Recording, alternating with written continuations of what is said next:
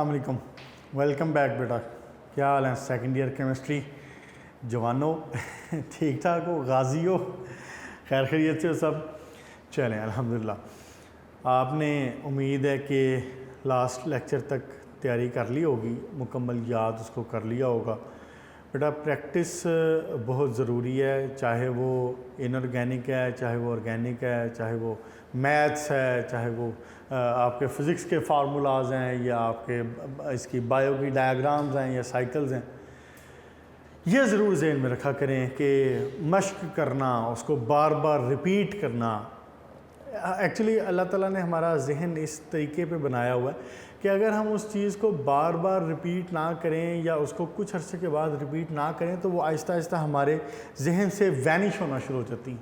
आप देखें ना, आप जैसे एक दिन, आप दिन का कोई भी दिन गुजारते हैं तो आप उस दिन में अराउंड कोई 30-40 लोगों से मिलते होंगे, या आप कहीं से गुजरते हुए जाते हैं तो कोई 100 बंदों के करीब आपकी नज़र उनके ऊपर पड़ती होगी। तो रिक्शे पे, गाड़ी पे, बाइक पे आप जा रहे हैं ना, तो कम से कम भी एक दिन में मतलब कोई 80-90-100 लोगों को गुजरते हुए देखते हैं, लेकिन आपको सबके चेहरे याद तो नहीं रहते। आपको समटाइम उसी का चेहरा याद रहता है जिससे कोई मुलाकात हुई हो, कोई आपका दोस्त हो या दोस्त बन गया हो, उसी का चेहरा याद रहता है। अल्लाह ने इंसानी जहन को बनाया बेसिकली उसके ऊपर है, क्या उसको कहते हैं कि जी एक इस पॉइंट के ऊपर है, इस तरीके से बनाया। अगर हम हर गुजरती डिटेल को याद रखना शुरू कर दें ना, मिसाल के तौर पे मैं अगर ठोकर से जनाब इधर माल रोड तक आ रहा हूँ और मैं हर बंदे का चेहरा याद रखना शुरू कर दूँ तो बंदे के दिमाग तो वैसे ही ख़राब हो जाएगा। हर गुजरती डिटेल को हम याद नहीं रखते, इसलिए आप इनको जब बुक पढ़ रहे होते हैं तो उसको फिर एक सरसरी सी नज़र में अगर पढ़ेंगे तो ऑब्वियसली वो भी नहीं आपको याद रहेगी। हाँ, अगर आप उसको ज़रा उसमें इन्वॉल्व होके, इंडल्ज होके उसको देखेंगे, उसको प्रैक्टिस करेंगे, हाथ से लिखेंगे, फिर आपको वो चीज़ याद रहेगी। और उसके लिए भी फिर आपको रिवाइज़ करना ज़रूरी है। तो आप अपने माइंड की इस साइकी को भी समझें और इसके लिहाज से पढ़ा करें। अच्छा बेटा, लास्ट टाइम हमने कहाँ तक कर लिया था जनाब? हमने addition of hydrogen halide start किया था। एक नज़र देख लेते हैं कि इससे पहले हमने क्या पढ़ा था। हमने पढ़ा था जनाब पार्शियल हाइड्रोजनेशन ऑफ अल्काइंस। और पार्शियल हाइड्रोजनेशन में मैंने आपको बताया था कि there are 2 important catalyst, 2 ways. एक लिंडलर्स कैटलिस्ट। लिंडलर्स कैटलिस्ट में क्या था? बेरियम सल्फेट की लेयर के ऊपर पैलेडियम फाइनली डिवाइडेड रखा हुआ था और उसके बाद आपने उसको पॉइजन किया था विद क्विनोलिन, और and you got cis product. Trans product के लिए आप क्या कर रहे थे? सोडियम के साथ रिएक्शन करवा रहे थे in the presence of liquid ammonia at -33 degree centigrade, and you are getting the trans product. यही था। उसके बाद फिजिकल प्रॉपर्टीज़ थी। फिर उसके बाद आपने रिएक्शंस में देखा उसका सबसे पहले hydrogenation, addition of hydrogen. Important thing was the introduction of Raney nickel. उसमें आपने सोडियम और निकल और एल्यूमिनियम एलॉय के साथ रिएक्शन करवाया था with the sodium hydroxide, and you got metallic nickel which further proceeded the reaction. उसने कैटलाइज किया था फर्दर रिएक्शन को। उसके बाद जनाब हमने स्टार्ट किया था एडिशन ऑफ हाइड्रोजन हैलाइड। इसमें बात पूरी नहीं हुई थी, मैकेनिज्म पूरा नहीं हुआ था। हम इसको स्टार्ट करते हैं एडिशन ऑफ हाइड्रोजन हैलाइड से। हुआ क्या था? Hydrogen halide means HX। अब ये HCl भी हो सकता है, HBr भी हो सकता है, HF भी हो सकता है। यूजुअली हम इसको HCl और HBr इस्तेमाल करते हैं। होना क्या था? Carbon double bond, carbon CH2, इधर भी आ गया जनाब H2, ये वाला मामला बन गया यूं, और रिएक्शन करवाया था HX के साथ, एंड यू गॉट कार्बन के साथ इधर हाइड्रोजन, कार्बन के साथ इधर X, और ये वाले पुराने वाले हाइड्रोजन, ये वाले, ये दोनों बॉन्ड पूरे हो गए। क्लियर जी? मुश्किल तो नहीं है ना? अब मैकेनिज्म देखते हैं ज़रा, हुआ कैसे ये रिएक्शन। मैकेनिज्म्स बड़े इंपॉर्टेंट हैं। मैकेनिज्म्स आपने रिएक्शंस में लिखने हैं। अगर वो शॉर्ट क्वेश्चन पूछ लेता है तो भी मैकेनिज्म लिखना है इसका। सम टाइम ये भी करता है कि वो सिर्फ मैकेनिज्म भी पूछ लेता है। ठीक है, ओके। होता कैसे? अब डबल बॉन्ड H2 लिख देता हूँ, इधर भी H2 लिख देता हूँ, HX लेंथ। अब ध्यान शरीफ ज़रा इधर करें। हैलोजन एसिड HX, मतलब it will carry partial positive because reason क्या है इसकी कि Y hydrogen will carry partial positive, क्योंकि इसके साथ हायर जो इलेक्ट्रोनेगेटिविटी का एलिमेंट है वो लगा हुआ है, हैलोजन लगा हुआ है। तो halogen will carry partial negative charge. सबसे पहले होगा क्या, अब जरा कॉन्सेप्चुअली अंडरस्टैंड करें, होगा क्या, ये जो डबल बॉन्ड है, double what is the double bond? Double bond is basically वेले पड़े हुए पाए इलेक्ट्रॉन्स, कह सकता हूं ना, याद करें ना दोबारा लास्ट वाली बात कि जी वो जो इलेक्ट्रॉन्स विच वर अनहाइब्रिडाइज्ड, जो वेले बैठे हुए थे, उन्होंने आपस में बॉन्डिंग करके और रिवॉल्विंग शुरू कर दी and they made a cloud and we say it pi bond. ये जो pi bond basically are electrons है ना, इलेक्ट्रॉन्स कैरी नेगेटिव चार्ज, ये अट्रैक्ट होंगे towards this positive charge, they will attack on this positive. हमेशा attack you will show from the negative to positive, याद रख लें ये बात, attack will be always from the negative to positive, positive से negative attack नहीं होगा, चाहे बॉन्डिंग जैसी भी हो रही हो, attack will be from negative to positive.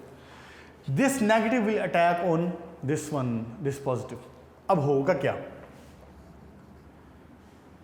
CH2 लें जी, ये वाली बात यूँ लिख दूँ, उसने इन इलेक्ट्रॉन्स को इस्तेमाल करके इसको अपने साथ जोड़ लिया, ये देखिए इस हाइड्रोजन को अपने साथ जोड़ लिया, ध्यान ज़रा इधर रखें, इस हाइड्रोजन को अपने साथ जोड़ लिया, इस कार्बन की वैलेंसी पूरी हो गई, 1 2 3 4 ओपन करके लिख दूँ,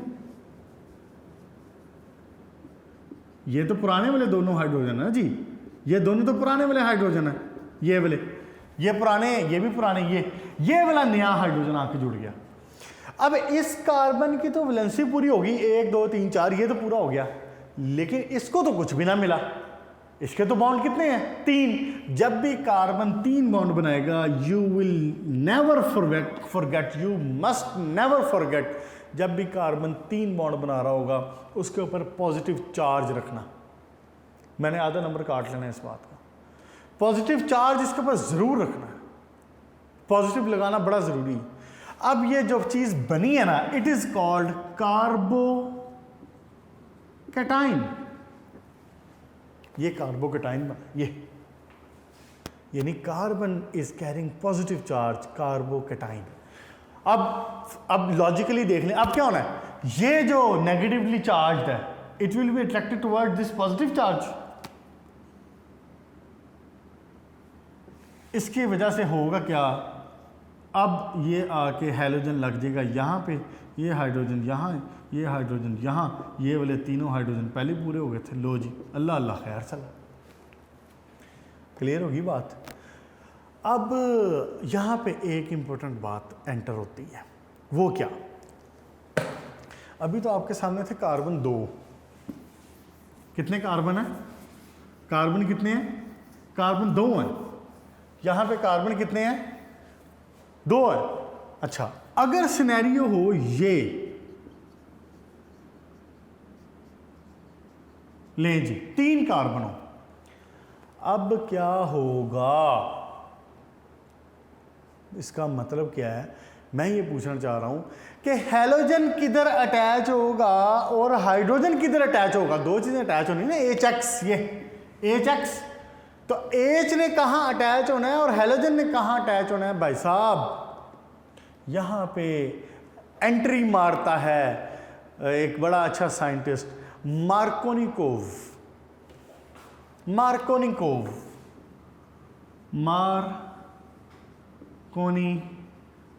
रशियन साइंटिस्ट है, ये एंट्री मारता है और ये कहता है कि भाई साहब I will give you a rule, कि क्या होगा, तो मार्कोनिकोव रूल के मुताबिक जब भी आप किसी अनसिमेट्रिकल स्पीशी का रिएक्शन करवाएंगे विद एन अनसिमेट्रिकल अल्कीन, अगली बात कान खोल के सुने, अनसिमेट्रिकल का मतलब है अनबैलेंस्ड, जो बैलेंस ना हो, ये अब अनसिमेट्रिकल होगी ना, ये अब अनसिमेट्रिकल है। अगर मिसाल के तौर पे यहां भी CH3 लग जाता तो ये सिमेट्रिकल हो जाती, ये देखिए इधर से देखिए, इधर भी 2 कार्बन है, इधर भी 2 कार्बन है, डबल बॉन्ड से इधर भी 2 कार्बन है, इधर भी 2, now it is symmetrical.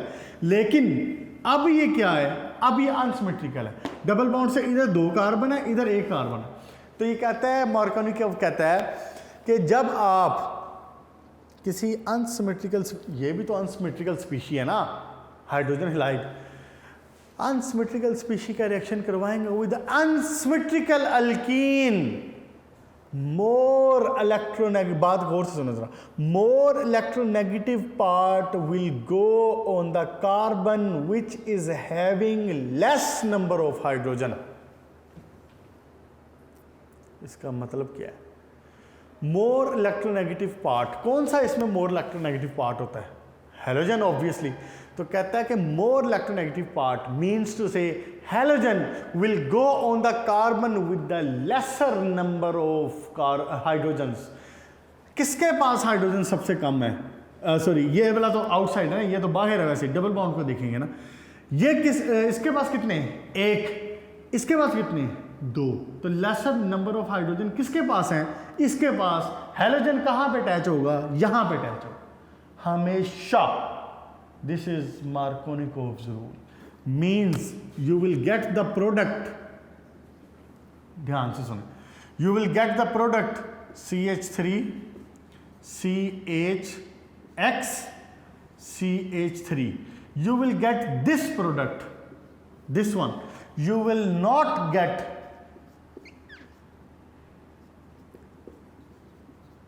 this product, ये वाली प्रोडक्ट नहीं मिलेगी आपको, क्रॉस ये वाली प्रोडक्ट आपको मिलेगी ऊपर वाली। क्लियर होगी बात। अब आगे जो मर्जी फिल्में चलाई जाएं, अब इसे मिसाल के तौर पर बाद में इसने यहाँ पे डबल लगा दिया है, इसको प्राइम, इसको टर्शरी बना दिया है, तो बनाता रहे, जो मर्जी बनाता रहे उठा के, उससे क्या फ़र्क पड़ता है। हमने ये चीज़ देखनी है। अब अगर ये टर्शरी है ना मिसाल के तौर पे, तो इधर भी क्या टर्शरी लगा दो, ये लो, इधर भी इसको CH3 लगा दो, X इसके साथ लगा दें, और इधर भी इसी तरह CH3 लगा दें। क्लियर होगी बात। क्या कहता है मार्कोनिकोव रूल, कि अनसिमेट्रिकल स्पीशी जब अटैक करेगी, जब रिएक्शन करेगी with N unsymmetrical alkyne, you will get the more electronegative part attracted towards the carbon which is having less number of hydrogen. Clear. चल, इंपॉर्टेंट शॉर्ट क्वेश्चन, जैसे लिंडर्स catalyst है, ऐसे ही Markovnikov rule. एक छोटा सा और भी आगे आना है, वो शायद MCQs में यूजुअली पूछ लेता है, बायर सोल्यूशन। ठीक हो गया। चले यहां तक रखें। अब है जनाब अली उसके बाद addition of sulphuric acid.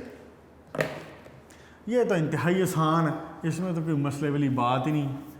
Addition of, अच्छा ये बेटा ये मार्कोनिकोव रूल जो है ना, ये आगे आपकी कन्वर्जेंस में भी इस्तेमाल हो जाना है, इसलिए इसको जहन शरीफ में अच्छी तरह महफूज शरीफ कर लें। Addition of sulphuric acid, addition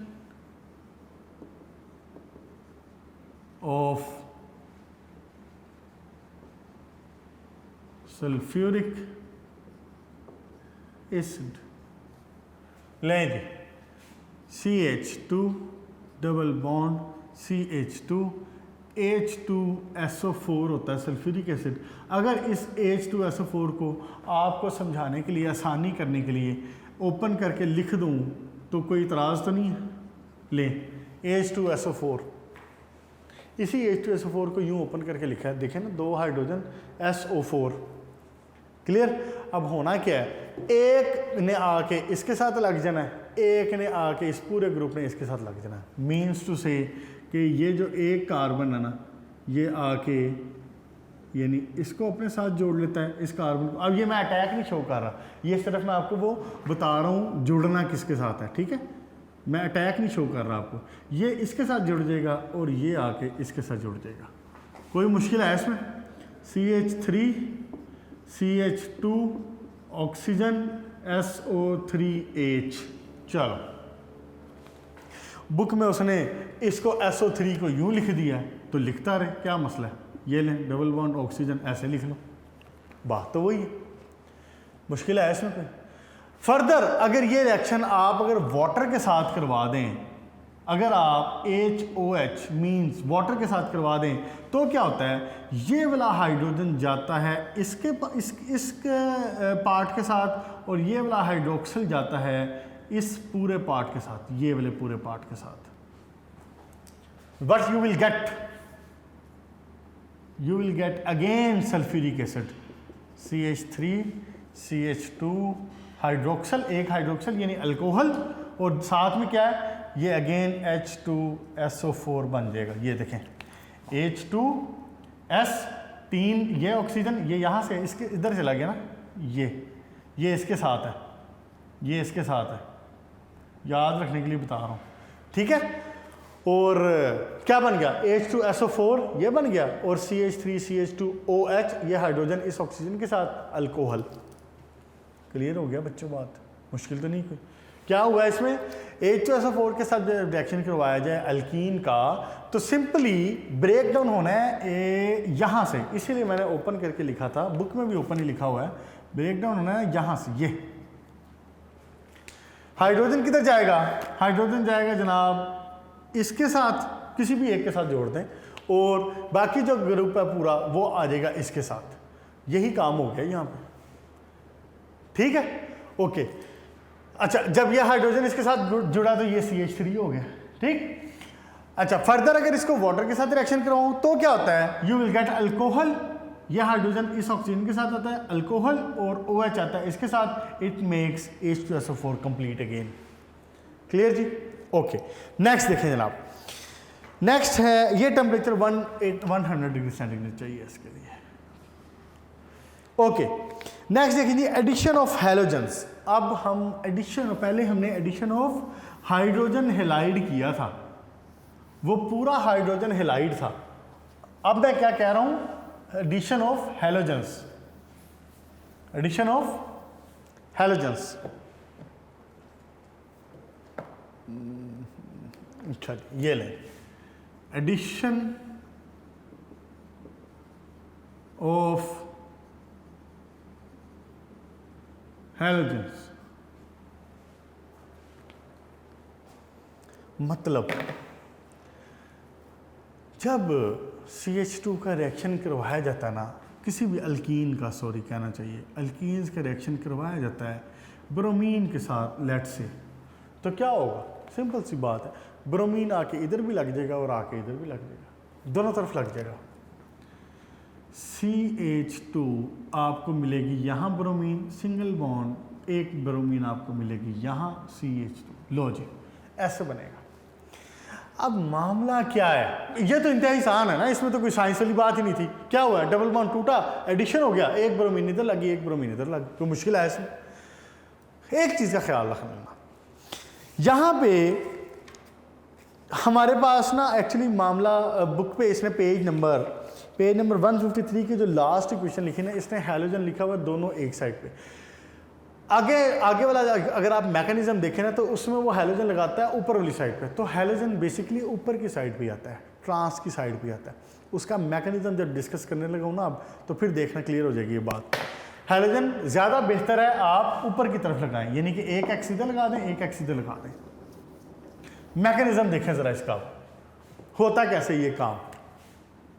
mechanism की हेडिंग इसने नहीं दी हुई, लेकिन जहाँ पे भी इसने डिटेल बतानी शुरू की है ना, जैसे मिसाल के तौर पे यहाँ पे हेडिंग दी है इसने लेकिन पीछे नहीं दी हुई, तो जहाँ पे भी ये बताया जा रहा होता है ना कि ये रिएक्शन हुआ कैसे, अटैक कैसे हो रहा है, किसके साथ मिल रहा है, तो इसको मैकेनिज्म बोलते हैं.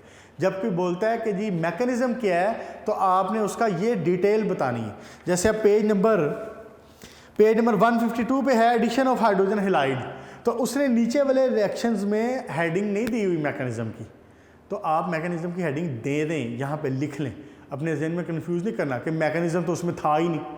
जो ऊपर की दो इक्वेशन है ये इक्वेशंस दी हैं, ये रिएक्शन दिया है, लेकिन नीचे में जिसमें एरोज बनाए हैं, जिसमें बताया है कि जी फलां इसके ऊपर अटैक कर रहा है, ऐसे हो रहा है, तो दिस इज कॉल्ड मैकेनिज्म. ठीक हो गया. अब पेज नंबर 154 पे आ जाएं और इसका मैकेनिज्म देखते हैं कि क्या है. इसका मैकेनिज्म बड़ा इंटरेस्टिंग है. आप लें जी, ये है एक अदद अल्कीन और ये है एक अदद ब्रोमीन जिसके साथ आपने रिएक्शन करवाना है, ऐसे होना। क्या मैं ब्रोमीन को यूं लिख सकता हूं, ब्रोमीन ब्रोमीन। याद करें, dipole induced dipole forces, first chapter, sorry first year, third chapter, dipole induced dipole, sorry नहीं थर्ड नहीं, fourth chapter, liquid, dipole induced dipole forces. क्या हो रहा था उसमें? उसमें a species was non polar, गौर से सुने, a species was non polar by default actually the species was non polar. हुआ क्या? some polar species came closer to that non-polar species and it induced dipoles in that non-polar species. Bromine, iodine, fluorine, chlorine molecular form में होते हैं, diatomic molecule बनाते हैं, these are non polar, bromine non polar. लेकिन होता क्या है, जब आप करवाने लगते हैं रिएक्शन, तो ये किसी हद तक पोलैरिटी रखने का रीज़न बनता है। क्यों? Due to these pi bonds. ये जो पाई बॉन्ड मौजूद है ना, पाई बॉन्ड का क्या मतलब है? इलेक्ट्रॉन्स, वही बात, वेले इलेक्ट्रॉन, ना काम देना काज दे, वेले इलेक्ट्रॉन।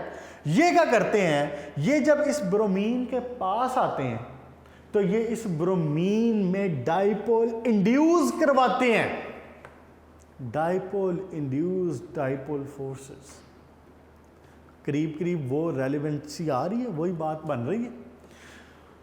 जब ये इसके ऊपर आते हैं, इसके करीब आते हैं, तो उसकी वजह से इस ब्रोमीन के मॉलिक्यूल में जो एक्चुअली डाइपोल नहीं था, उसमें डाइपोल इंड्यूस हो जाता है due to repulsion of these electrons.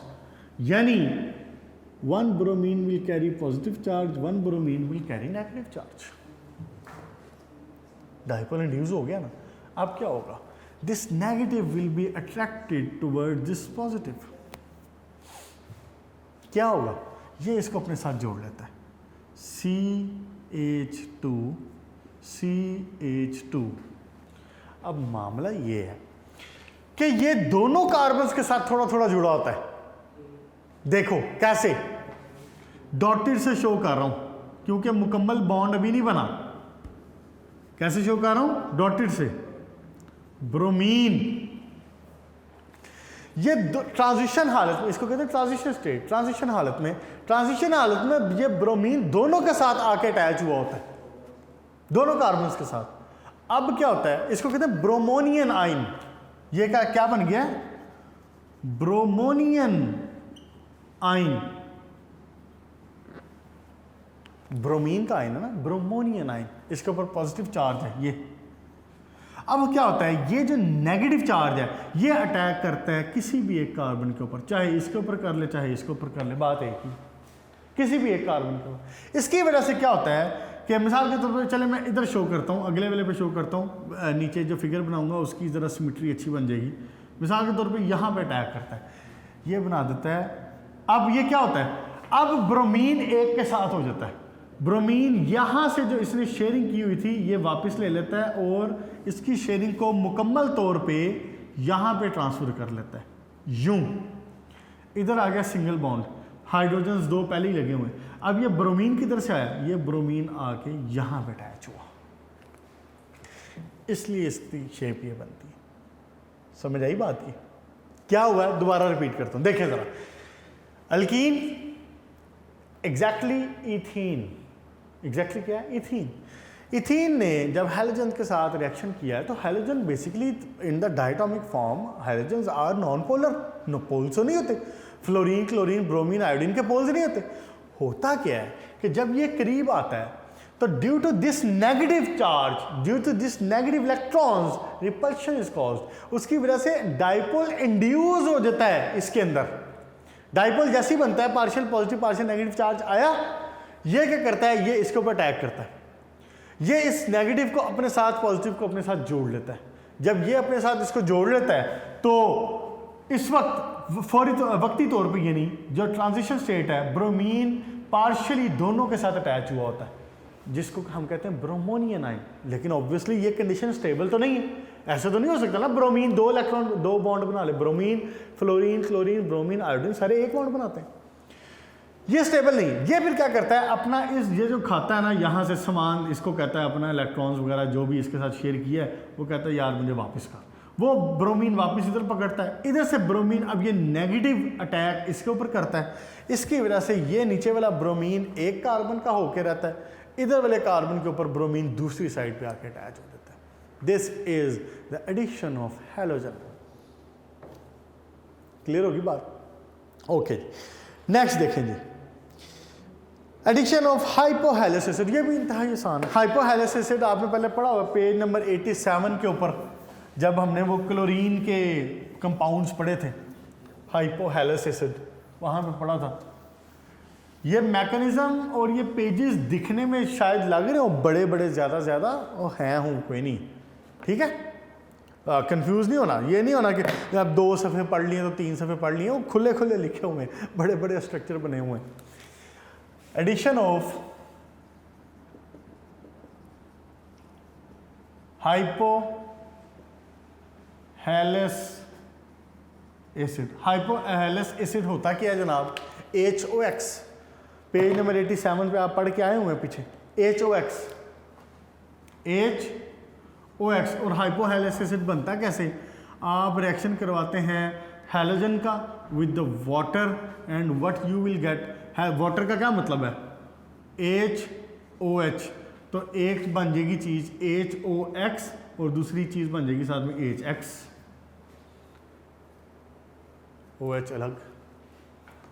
अब मुझे बताएं इसमें क्या मुश्किल है कि अल्कीन डबल बॉन्ड CH2 इसका रिएक्शन हो हाइपोहेलस एसिड के साथ, तो क्या बनेगा? एक के साथ उठा के OH लगा दें, एक के साथ उठा के हैलोजन लगा दें। ये एक के साथ हैलोजन लगा दें, जिसके साथ मर्जी लगा लें। मार्कोनिकोव रूल वहीं पे पीछे अप्लाई हो रहा था, और पीछे अप्लाई हो रहा था वहाँ पे आएगा जहाँ पे अनसिमेट्रिकल अल्कीन होगी। तो अब इसमें क्या बन गया? CH2X। ये बात याद रख लें, मार्कोनिकोव रूल कहाँ पे आता है? जहाँ पे अनसिमेट्रिकल अल्कीन हो, ठीक है, अटैकिंग भी अनसिमेट्रिकल हो, अल्कीन भी अनसिमेट्रिकल हो, फिर आएगा। चलें जी, ये क्या बन गया? हेलोहाइड्रिन। हेलोहाइड्रिन।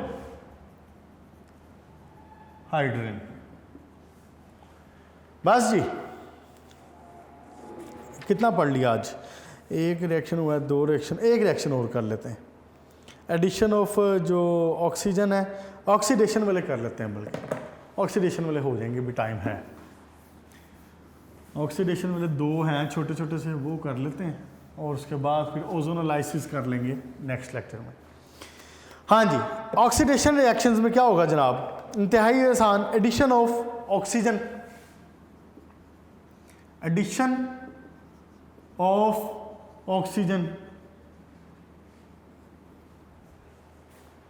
देखें ज़रा, CH2 double bond CH2, reaction किसके साथ होना है? ऑक्सीजन के साथ। लेकिन इस रिएक्शन की कंडीशन है कि ये सिल्वर ऑक्साइड की प्रेजेंस में होता है रिएक्शन, सिल्वर ऑक्साइड, और साथ में temperature 400 degree centigrade, 300 degree centigrade temperature. ले जी, होना क्या है? इसमें बनता है एपोक्साइड।